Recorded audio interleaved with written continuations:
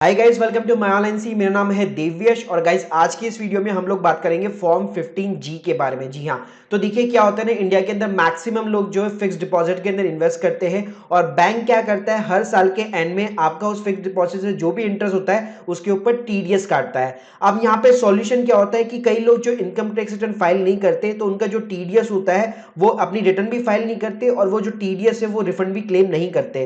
तो यहाँ पे गाइस गवर्नमेंट ने एक सॉल्यूशन दिया हुआ है कि अगर आप अपना एक 15G और 15H अगर आप फॉर्म भर के देते हैं बैंक को तो बैंक आपका टीडीएस नहीं काटता है। तो गाइस ये जो पहले लिमिट थी टीडीएस की बैंक एफडीज के ऊपर, ये पहले 10,000 रुपए थी, लेकिन इस फाइनेंशियल ईयर से मतलब अभी जो आने वाला है 2021 के अंदर, यहां से अब आपकी ये लिमिट जो बढ़कर जो है 40,000 रुपए हो गई है। तो गाइस अगर किसी भी पर्सन की एफडी के ऊपर अगर 40,000 रुपए से ज्यादा का इंटरेस्ट बनता है तो बैंक जो है कंपलसरी टीडीएस काटता है। लेकिन अगर आपकी टोटल इनकम ही टैक्सेबल इनकम के अगर नीचे है तो आप ये यहाँ पे फॉर्म दे सकते हैं। तो गाइस वीडियो को शुरू करने से पहले बताना चाहूंगा, अगर आप कोई भी लीगल सर्विसेज देख रहे हैं अपने बिजनेस के लिए या अपने इनकम टैक्स रिटर्न अगर आप फाइल करवाना चाहते हैं तो आप हमारी वेबसाइट www.myonlinec.in से फाइल करवा सकते हैं। तो चलिए गाइस वीडियो को शुरू करते हैं और मैं बताऊंगा आपको कि किस तरीके से फॉर्म 15G जो है आपको फाइल करना है। तो गाइस सबसे पहले मैं बात करना चाहूंगा कि जो फॉर्म 15G है वो एप्लीकेबल कब होता है। तो देखिए यहाँ पे एक फॉर्म 15G भी होता है, फॉर्म 15H भी होता है। तो अभी आज सिर्फ मैं फॉर्म 15G के बारे में बात करने वाला हूं।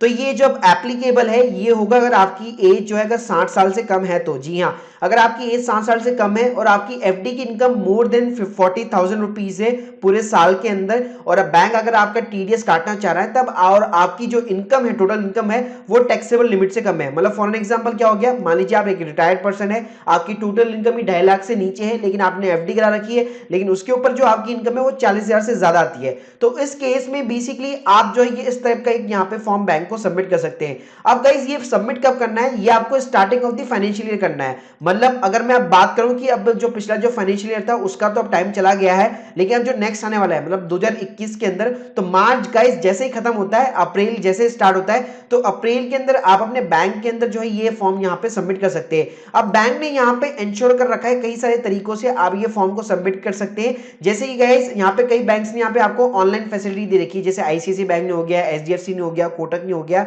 एसबीआई ने हो गया। लेकिन गाइस इन सब के लिए आपके पास इंटरनेट बैंकिंग का होना जरूरी है, तभी आप अपना ये फॉर्म फाइल करना कर पाएंगे। अगर आप ऑफलाइन करना चाहते हैं तो डायरेक्ट आप अपनी बैंक के अंदर विजिट कर सकते हैं। तो गाइस ये फॉर्म केवल एफडी के ऊपर नहीं, इवन आपका अगर पीएफ विड्रॉल भी है तो उसके ऊपर भी एप्लीकेबल होता है। तो अब मैं बात करूंगा कि आपको फाइल कैसे करना है। तो गाइस देखिए यहाँ पे सिंपली मैं आपको ये लिंक जो है आपको डिस्क्रिप्शन बॉक्स में मिल जाएगी। इस लिंक का फायदा क्या है गाइस, ये एकदम पीडीएफ फिलेबल फॉर्म है, मतलब आपको मैनुअल जो है यहाँ पे फाइल करने की जरूरत नहीं है।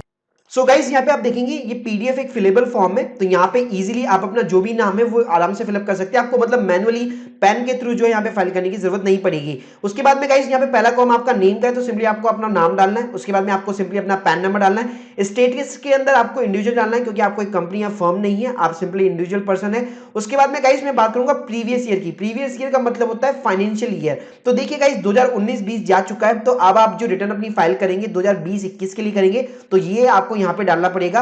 रेजिडेंशियल स्टेटस के अंदर अगर आप एनआरआई नहीं है तो सिंपली आप अपना यहाँ पे रेजिडेंशियल स्टेटस रेजिडेंशियल ही रखिएगा। उसके बाद में सिंपली आपको अपना जो भी एड्रेस है, flat number, name of the premise, road, area, town कौन सा है, स्टेट कौन सा है, पिन नंबर कौन सा है और ईमेल आईडी और कॉन्टैक्ट नंबर, ये सारी चीजें आपको फाइल करनी है। अब मैं बात करूंगा 15 पॉइंट। तो गाइस 15 पॉइंट यहाँ पे क्या है, यहाँ पे आप देखेंगे हल्का सा यहाँ पे एक छोटा सा 5 लिखा हुआ है। तो गाइस ये फॉर्म जो 15G है इसके अंदर क्या है, नीचे आप जाएंगे तो यहाँ पे इंस्ट्रक्शन दिए हुए हैं। तो अगर हम 5 पॉइंट को पढ़ेंगे तो गाइस यहाँ पे ये 5 पॉइंट ये कहता है कि अगर आपने पिछले सालों के अंदर कभी भी अगर आपका इनकम टैक्स का असेसमेंट हुआ है और आपने टैक्स पे किया है, तो मतलब पिछले 6 सालों की यहाँ पे बात की जा रही है। तो अगर पिछले 6 सालों के अंदर आपने अपनी इनकम टैक्स रिटर्न फाइल की है और अगर आपका टैक्स का असेसमेंट हुआ है तो सिंपली आपको यस करना है, और कौन से साल के अंदर हुआ है, कौन से असेसमेंट ईयर के अंदर हुआ है वो आपको यहाँ पे लिखना पड़ेगा। अब कई लोग कंफ्यूज होते हैं असेसमेंट ईयर और फाइनेंशियल ईयर के अंदर। तो गाइस मैं बताना चाहूंगा असेसमेंट ईयर क्या होता है, हमेशा एक कदम आगे चलता है। मान लीजिए अभी जैसे अभी हमारा साल खत्म होने वाला है, तो अभी आपने जो रिटर्न फाइल की है वो फाइनेंशियल ईयर 19 और 20 की है, तो उसका असेसमेंट ईयर गाइस 20-21 काउंट होगा। जी हाँ, तो इसी तरह से गाइस अगर मैं फाइनेंशियल ईयर नेक्स्ट ईयर मतलब जो करंट आने वाला है 21 के अंदर उसकी मैं बात करूं तो वहां जो फाइनेंशियल ईयर होगा वो होगा गाइस 20-21। इसलिए गाइस मैंने यहाँ पे असेसमेंट ईयर जो है 21 और 22 यहाँ पे माना जाएगा। अब मैं बात करूंगा गाइस एस्टिमेट इनकम की जो आपको डिक्लेरेशन में देनी है, तो गाइस ये आपकी एफडी की इनकम होगी, तो ये ऑब्वियसली 40,000 के ऊपर होनी चाहिए, तभी आप ये फॉर्म सबमिट कर पाएंगे। अब मैं बात करूंगा गाइस एस्टिमेट टोटल इनकम, मतलब एफडी की इनकम मिला के और आपकी अदर इनकम मिला के कितनी इनकम यहाँ पे बननी चाहिए। तो गाइस यहाँ पे आपको जनरली हमेशा 2.5 लाख के नीचे रखनी है, क्योंकि ऑब्वियसली आपकी जो टैक्स लिमिट है ये इसी के अंडर में आनी चाहिए। अब मैं बात करूंगा गाइस फॉर्म नंबर 19 की, तो यहाँ पे सिंपली आपका जो भी मतलब एफडी है आपको यहाँ पे उनकी डिटेल्स भरनी होगी। फॉर एग्जांपल आपका जो भी अकाउंट नंबर है वो, बैंक का नाम हो गया, फिक्स डिपॉजिट हो गया, कौन से सेक्शन के अंदर आपका टैक्स करना चाहिए, तो ये 194A होता है अगर हम लोग एफडी की बात करें तो अमाउंट ऑफ द इनकम में आपको वो अमाउंट डालनी है एफडी की।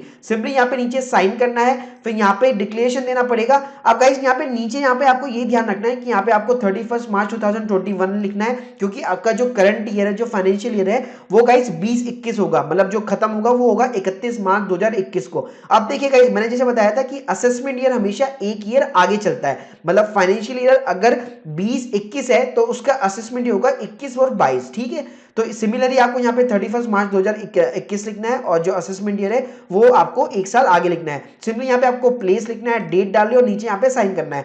तो गाइस इस तरह से आपको ये फॉर्म 15G आपको अप्रैल 2021 के अंदर फर्स्ट जो वीक होता है उसी के अंदर आपको बैंक के अंदर जमा कराना पड़ेगा, अगर आपकी इनकम एफडी की जो इनकम है अगर 40,000 से ज्यादा है तो। So guys hope you like this video, please subscribe channel. आपको एक और चीज बताना चाहूंगा, यहाँ पे जो एक पार्ट 2 आता है ये आपको फील करने की जरूरत नहीं है, ये बैंक द्वारा जो है यहाँ पे बेसिकली फील किया जाता है। तो गाइस अगर आपके कोई भी डाउट्स हो तो कमेंट सेक्शन के अंदर जरूर मेंशन कीजिए। Thank you guys, thank you very much.